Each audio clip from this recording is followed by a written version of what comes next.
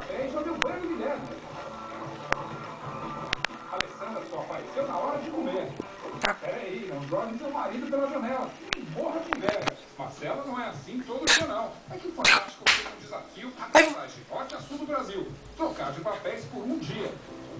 Hoje vai ser assim. Todas as tarefas domésticas que a mulher faz vão ser responsabilidade do marido.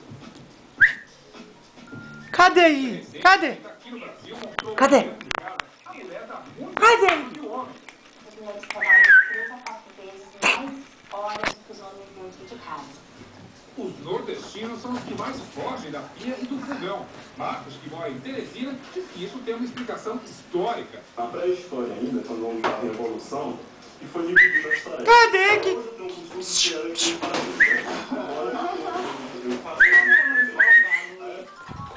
Então, vamos acatar com a folga do Marcos.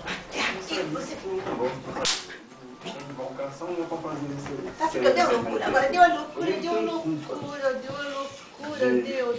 E às vezes eu tava fazendo esse serviço aqui, que eu estimulei muito a minha mulher a ter uma profissão, para ser doméstica. E hoje tá aí. Ela tem o emprego dela, trabalha. Ela tá louca. De vez em quando Kiki! Ah, bebê! Juliana e Cláudio passam um dia longe de casa. E quando voltam, é ela quem encara a rotina do lar.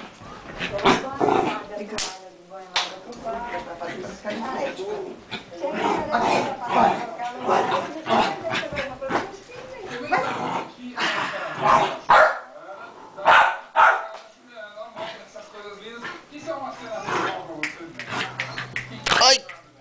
Aqui, ó. Ô, Luizão, calmou, né, perereca? Calmou, né? Calmou, né?